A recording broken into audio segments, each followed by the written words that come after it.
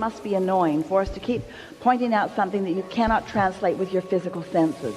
And what we want you to do is to try to be satisfied with the knowledge that if I can feel it, that then I will soon see it.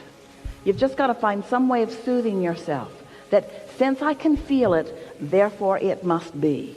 And if you can accomplish that, the receptive mode just means you're receiving something.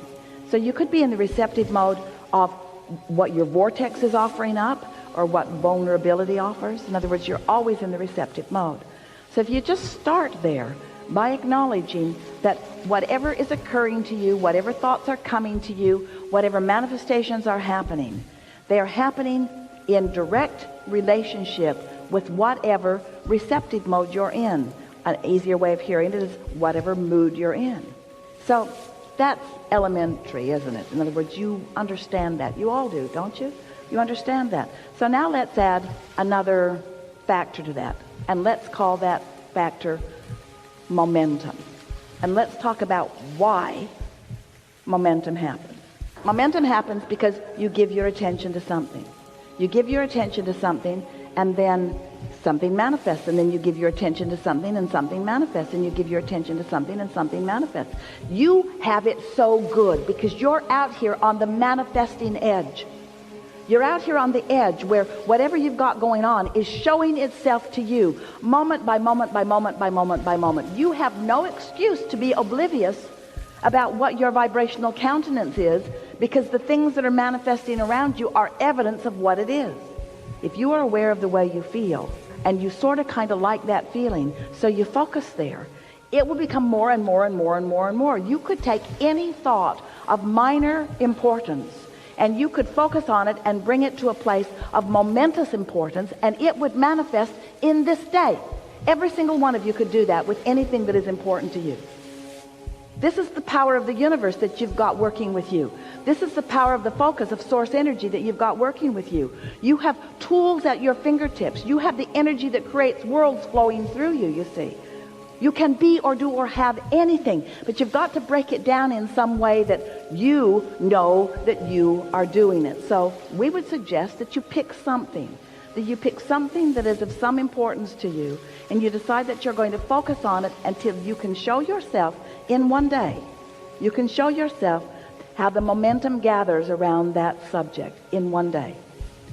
From the point of just being able to talk about it, to the point of feeling fairly good feeling emotion about it, to the point of really feeling excitement about it, to the point of it manifesting in one day. You can do that.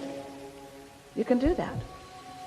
And you do it all the time. That's what's so funny about this conversation. You do those things all the time. You just don't know that you're doing them. And so you don't give yourself the credit of focus that you deserve to give yourself the credit of focus. Spend more time in the vortex. What do you think's in there anyway? It's really funny. Here's this vortex, all ripe and ready and really eager. Well, we are the eager ones. To show it to you. And you're over there saying, I don't see it. I don't see it. I don't see it. And we say, that's why. That's why. You got to look where it is and feel like it feels. So pick any subject. Look where you think it might be. If you feel that something is lost where you stand, and you believe us at all that there is a vibrational version of you, then look in the direction of this vibrational view and describe it to us. If you feel lost, what does found feel like? If you feel confused, what does clarity feel like? If you feel poor, what does richer feel like? In other words, you got to look where you think you are. So look there and describe that for just a moment and stop the other. I've been doing this. How do I get the money out of the vortex and into the bank? When does it come to me? But you see, you can't talk about why the drought is unpleasant and attract the rain. You can't talk about what's missing and allow what's missing to be fulfilled. You've got to find a way to look at until you allow yourself. You see, you don't have to build the momentum in the vortex. The momentum is already built. You ask, and the momentum is already gathered, and it's huge and ready for you to receive it. Is it too big for you to receive it? No, not at all. Could you get ready to receive it? Yes. Are you ready right now? No. Could you get ready? Yes. Are you ready now? No. Could you get ready? Are you ready? No. Do you want to get ready? Yes. You want to get ready? So, do you believe that there is a vibrational version of things that you want? Yes. And do you think that you could find any words for them, or is it just a big, murky mess of a mist of little pieces of things that you've thrown into it? Or do you think there's anything in that that you could define and see? It isn't easy to go there because you don't have the momentum, but we promise you the momentum will come fast. You see, it's easy to tell the other story because that momentum's there. It's easy to say all of those things, but it's not how it needs to be. What's in your vortex that you would like to define? We just want you to find some simple thing that's over there, like a state of clarity or any old thing. What's there that you want? What's there that's missing? What's found that you feel lost from? What's over there that isn't over here? What's over there that you want? What's over there? What's out there? What's up there? What is it that you want? What do you want that you don't have? Pick something that you feel close to. So when you say, I want cars, or I want everything, and you say, how? Just change that one question to why. Because the why will hold you in the momentum of your desire longer. The how almost every time will take you out of it. Whenever you ask yourself for an answer that you don't have, you lose your connection. But when you ask a question that leads you further in the momentum of your desire, it allows the momentum of the desire to go further. Did you hear that? And so?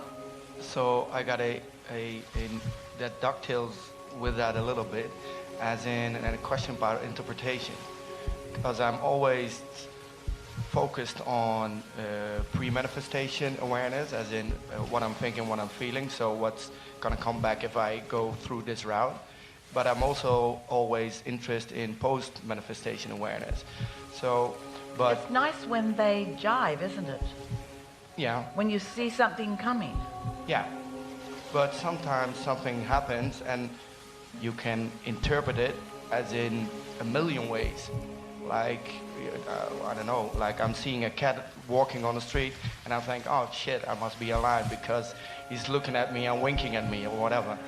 But it can be just whatever. It doesn't have to do anything with alignment or not. Well, here's the thing.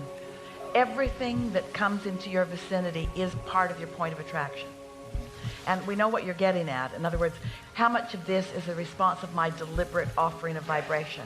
And we want to say, let's just start with how much of this is in response to my vibration, and then how much of my vibration is deliberate. Because sometimes you're more deliberate than others, but that's why we were playing with our friend earlier today about the consideration that he was having for the woman who was sitting next to him. We want you to get it, that your vortex really is ready to pop at all times. So actually, very little that you are doing in this red hot moment is the reason that something comes into your experience. Just like when you plant the kernel of corn in the ground, you don't expect it to just pop up and be full of ears. You understand that there's a process. And so there's this deciding process and the planting process and then tending to process, and there's the natural gestation process, and there's the law of attraction in your own inner being and source energy, a focused upon it process. Things are always being presented, or you might say projected, or you could say revealed to you. Things are always being revealed to you. The big question is, are you in a state of realization of it? And the more you hold yourself in that state of being tuned in so that you are focused upon and feeling and aware of the dovetailing of you and you, the fullness of you and you, then you begin to feel that, not only the feeling that we're all in this together, but the importance of your point of view. The feeling of invincibility, what we mean by that is, I can do anything. say again? I can do anything. That's what it is for me. Not only I can do anything that I decide to do, but in this moment of time, the energy that creates worlds is pouring through me. And all that I've intended that is in my vortex is available to me. And that feeling of invincibility or eagerness or readiness is the feeling that allows you to receive the impulse or the words, you say. You see, to many in the world, someone doing what Esther is doing or what you are doing seems like something odd or something rare, but it should not be either. Because everyone is an extension of source energy. But if someone doesn't understand the process and hasn't paid attention to their own emotions and hasn't shown themselves bit by paying attention, brilliant you, to pre-manifestation and post-manifestation. And we tease our physical humans because you create your own reality, but most of you don't even have an awareness of the reality you've created until it shows up, and then you go, yikes, or yay. But when you are deliberately contouring your emotions by deliberately choosing your thoughts, when you get some measure of control over the knee-jerk reactions, and instead of having knee-jerk reactions, you are having deliberate thoughts about things, then that feeling of invincibility or that feeling of certainty, that feeling of I know who I am, that feeling of all is right in my world, that feeling of love for everyone, that ability to look into any composite of energy, which means one single human or a family or a nation or a world, that whatever you are choosing is your object of attention. When you are in true concert with who you really are, what you find when you look is something that you love. But you got to train yourself into those satisfying feelings. Otherwise, you don't know what you're seeing. And if you're in that not always, but mostly state of alignment, are you then automatically, that's step 5, right? That you're automatically choosing the interpretation of the post-manifestation as in positive? You see value in every single thing. When contrast happens, even if it hits you hard for a minute, you acknowledge its value because you know what it has launched. And you understand that it's what you came for. And so you don't spend any time going past a little dissatisfaction. You pull yourself back into satisfaction right away because you understand that contrast must be allowed and even embraced and even adored in order to be the deliberate creator that you've been born to be. Otherwise, it would get so boring so fast. If you didn't have other people yanking your chain, pushing your buttons, making your life miserable, if you didn't have others giving you reasons to focus, you would focus less. Yeah. Enough? Perfect. Really good.